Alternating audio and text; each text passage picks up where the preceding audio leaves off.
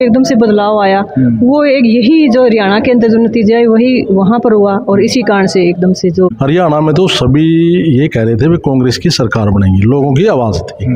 और उसमें देख लिया होगा अपने बैलेट पेपर के माध्यम से, वो जब शुरू में गिनती हुई तो वो 77 और 13 दिखाने लग रहे थे। 77 सीट कांग्रेस की और 13 बीजेपी की। लेकिन इन्होंने जो वोट चोरी किया है, ये पूरे हरियाणा में 25 लाख वोटों की चोरी हुई है। अधिकारी है या जो संगठन के जो भी व्यक्ति है, वो अपना अभिव्यक्ति भी बड़े स्वतंत्र रूप से करते हैं और काम भी बड़े सक्रिय रूप से करते हैं, ना कि एक डम्मी के रूप में करते हैं। अगर हम बीजेपी की देखें तो वहाँ सिर्फ पद मिलता है, लेकिन उनको बोलने की, अभिव्यक्ति करने की वहाँ पर कोई भी स्वतंत्रता नहीं होती। लेकिन वोट जो चोरी किए हैं तो उसमें क्या किया है, जैसे गांव में तो कम किए हैं और जो शहर है शहरों में ज़्यादा किए हैं। तो ये वोट चोरी से सरकार बनी है। जो चुनाव परिणाम है उसके उल्ट आया है, जो हरियाणा में जो खेला हुआ वही बिहार में हो गया। तो इस बारे में क्या बोलोगे आप? वैसे तो आपने सभी को आपने बता दिया कि जो खेला हरियाणा में वो बिहार में हुआ है। तो आपको पता ही है जो जितना खेला हुआ है वहाँ वोट इतनी चोरी हुए हैं। परसेंटेज अगर देखें तो आप अगर वहाँ से अगर आप अंदाज़ा लगाओगे, जहाँ 5% वोट है वहाँ के तो विधायक ज़्यादा बने हुए हैं, जहाँ 18% है वहाँ पर 5 विधायक बनते हैं। तो खेला तो ये अपने आप में दिखाई दे रहा है। तो अब चुनाव आयोग है वो साथ नहीं दे रहा अभी, और ना जितनी जो जानकारी हमें चाहिए कांग्रेस के हमारे जो प्रतिपक्ष के नेता है राहुल गांधी जी जो मांग रहे हैं, वहाँ तक उनको सूचना ही नहीं मिल रही। तो फिर ये झमेला और ये खेला रुकेगा कैसे?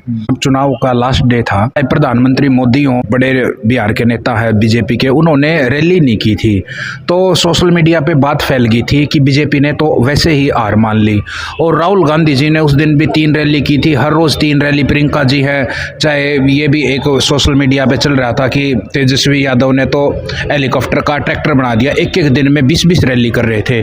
तो उसका जो चुनाव परिणाम है बिल्कुल ही उसके उल्टा है। बिल्कुल सही कहा आपने, बिल्कुल उल्टा। जैसे हरियाणा के अंदर भी यहाँ तक कि बीजेपी खुद भी हार मानकर बैठी हुई थी। मीडिया ने कभी भी जो एग्जिट पोल पर आता था वो हमेशा कभी इतना क्लियर बताते नहीं थे। हमेशा उनका ये रहता था कि हाँ हो सकता है ये भी और हो सकता है ये भी। पर जब हरियाणा के अंदर जब ये 2024 के अंदर जो चुनाव कांग्रेस हरियाणा के अंदर आएगी और अपना राज बनाएगी, पर नहीं हुआ। वो वही हुआ जब पोलिंग बूथ पर जब काउंटिंग हुई तो एक बार इतना बढ़िया, जब 73 के आसपास जो सीटें थी वो क्लियर होती नज़र आ रही थी। लेकिन जब वो मैं उस टाइम में अभी स्क्रीन के पास ही बैठी थी तो एकदम से वो रोक लिया गया।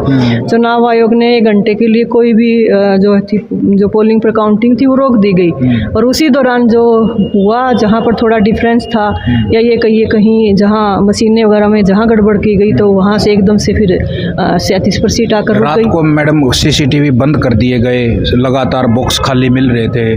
तो पूरा बिहार में हर रोज हंगामे हो रहे थे। सारा सोशल मीडिया इन बातों से, नेशनल मीडिया तो इनकी कोई बात उठा ही नहीं रहा था। बिल्कुल यही आप सही यही कह रहे हैं ना कि जैसे हरियाणा के वैसे बिहार के अंदर भी यही हुआ। बिहार के अंदर भी एकदम से सीटों में जब जो एकदम से बदलाव आया, वो एक यही जो हरियाणा के अंदर जो नतीजा है वही वहाँ पर हुआ और इसी कारण से एकदम से जो रिजल्ट था वो बिल्कुल उल्ट गया।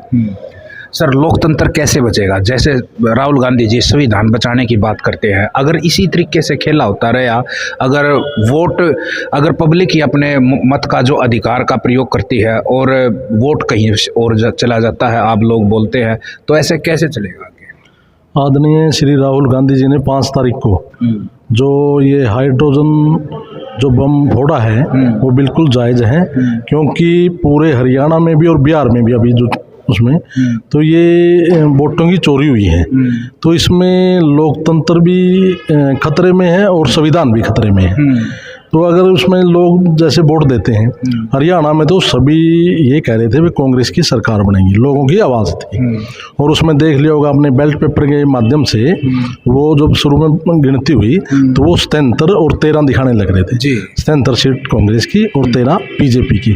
लेकिन इन्होंने जो वोट चोरी किया है, ये पूरे हरियाणा में 25 लाख वोटों की चोरी हुई है और 8 वोट पर 1 वोट की चोरी इन्होंने की है। तो इससे जो प्रजातंत्र भी खतरे में है और संविधान भी खतरे में है।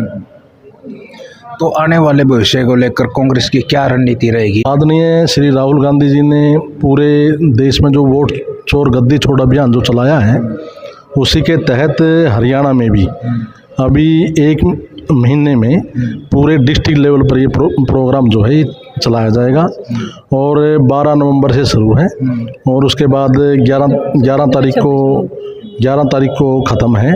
तो इसी के तहत 26 तारीख को यहाँ जींद में एक विशाल जो है वो प्रदर्शन होगा। इसमें सभी नेता जो है भाग लेंगे और ये वोट चोर गद्दी छोड़ जो अभियान है ये जो 26 तारीख को है, 26 तारीख को 10 बजे जींद में जो प्रदर्शन है वो है और इसमें डीसी साहब के माध्यम से राष्ट्रपति को जो ज्ञापन है वो दिया जाएगा। इसमें कांग्रेस के सभी नेतागण भाग लेंगे। कांग्रेस का जो संगठन है वो किस तरीके से खड़ा हो रहा है कि यहाँ बोलते हैं कि कांग्रेस में बहुत ज़्यादा गुटबाजी, राव नरेंद्र जी उस गुटबाजी को कितना पाट पाएंगे और जो कांग्रेस का जो संगठन है एक जो 2029 की जो तैयारी कर रहा है वो किस तरीके से नया संगठन खड़ा होगा? अभी हाल फिलहाल संगठन अभी तैयार हो ही गया है, क्योंकि जो प्रदेशाध्यक्ष हमारे चुने गए हैं और उससे पहले जिलाध्यक्ष 32 जिलाध्यक्ष की भी अभी नियुक्ति हुई थी। तो संगठन, कांग्रेस का संगठन जब बन गया है तो मजबूती तो मिली है। और रही हमारे राव नरेंद्र सिंह है जो हमारे प्रदेशाध्यक्ष है, वो एक बड़े मजबूत नेता है और बड़े जुझारू और बिल्कुल मेहनती ईमानदार व्यक्ति है और वो बड़े अच्छे तरीके से काम भी कर रहे हैं। उसका एक उदाहरण अभी आपने देखा है कि अभी 12 नवंबर से और 11 दिसंबर तक जो वोट चोरी गद्दी छोड़ का अभियान वो चला रहे हैं, बड़े सक्रिय रूप से वो भाग ले रहे हैं। और आज जो मीटिंग हुई है जींद के अंदर रविदास धर्मशाला के अंदर और हमारे जो जींद के ऑब्जर्वर है ऋषि यादव जी ने जो ली है, उसमें हमारे सभी हल्के के अंदर जो हमारे चाहे मौजूदा विधायक हैं उनके प्रतिनिधि आए हो, हमारे दबलैंड साहब है जो कांग्रेस पार्टी से अभी इन्होंने नरवाना के अंदर चुनाव लड़ा है, हमारे गुप्ता जी जो जींद से उन्होंने अभी चुनाव लड़ा था अभी 2024 का। तो ये सभी मौजूदा व्यक्ति हैं और सबसे बड़े हमारे जो सबसे बड़ी पंचायत के MP साहब ब्रह्मचारी जी यहाँ पर मौजूद थे। तो वो उसी प्रदेशाध्यक्ष का ये हमारे शीर्ष नेता का जो एक अभियान है उसको सफल बनाने के लिए यहाँ पर एकत्रित हुए हैं।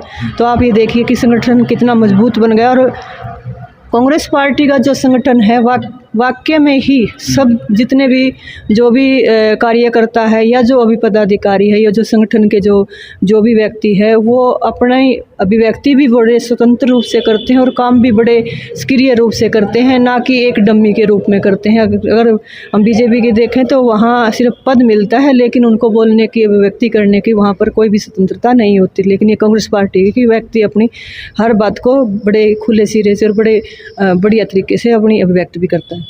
तो आने वाले समय में 2029 में तो आप श्योर हैं कि कांग्रेस की सरकार निश्चित रूप से बिल्कुल आएगी। मैं ये तो नहीं कहूँगी कि एक विधायक के लिए जो व्यक्ति है वो अपनी पूरी कोशिश कर रहा है, उसके अलावा मैं कहती हूँ कि जिसका श्रेय मैं पूरी जनता को देना चाहूँगी कि ये जो है जो अभी कहा कि संविधान को भी जो संविधान के प्रति जो एक सवाल खड़ा हुआ है कि हमारा लोकतंत्र है, वो अभी उस पर एक सवाल है कि लोकतंत्र खत्म होता जा रहा है। और इस लोकतंत्र को मैं आपके मीडिया के माध्यम से कहूँ कि ये जनता के हाथ में है, जनता के हाथ में है ये कि जनता जब आएगी सड़कों के ऊपर और जब हमारे कांग्रेस के जितने भी क्या नाम ये पदाधिकारी कहिए या जो हमारे एक ये कहिए कि जो बड़े नेता है, जो हमारे पूर्व विधायक है, जो जिन्होंने अभी चुनाव लड़ा है वो है प्रतिनिधि है, उनके साथ जब खड़ी हो जाएगी जनता तो कांग्रेस को सत्ता में आने से कोई नहीं रोक सकता। सर एक लास्ट सवाल आपसे, SIR 70 लाख वोट, लगभग 69-70 लाख वोट कटे हैं। राहुल जी ने, प्रियंका जी ने, मल्लिकार्जुन खड़गे जी ने एक बहुत बड़ा मुद्दा उठाया था जब भी सेशन लगा था लोकसभा का, तो वो उसका कितना बहुत ज़्यादा इफेक्ट पड़ा है चुनाव पर PR में? ये सभी जगह इसका इफेक्ट पड़ा है क्योंकि हरियाणा में भी बीजेपी ने चुनाव से पहले जो वोट काटे हैं वो कांग्रेसियों के वोट काट दिए, क्योंकि जो यहाँ जो जागरूक थे उन्होंने तो दोबारा से वोट बनवा लिए, लेकिन सभी जागरूक नहीं है। बहुत सारे हजारों वोट इन्होंने इलेक्शन में यहाँ काटे हैं, तो उसका ये प्रभाव पड़ा है यहाँ हरियाणा में भी। और दूसरा, जैसे इन्होंने वोट जो चोरी किए हैं तो उसमें क्या किया है, जैसे गांव में तो कम किए हैं और जो शहर है शहरों में ज़्यादा किए हैं। तो ये वोट चोरी से सरकार बनी है। अगर वोट चोरी नहीं होती वोटों की तो ये बीजेपी की सरकार नहीं बनती, कांग्रेस की सरकार बनती।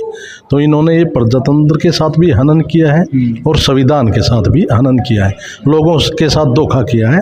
ये धोखेबाजों की सरकार है और अब आने वाले 2029 में कांग्रेस पार्टी की सरकार बनेगी और देश का जो प्रधानमंत्री आदरणीय राहुल गांधी जी बनेंगे। धन्यवाद। जय हिंद। जय हिंद।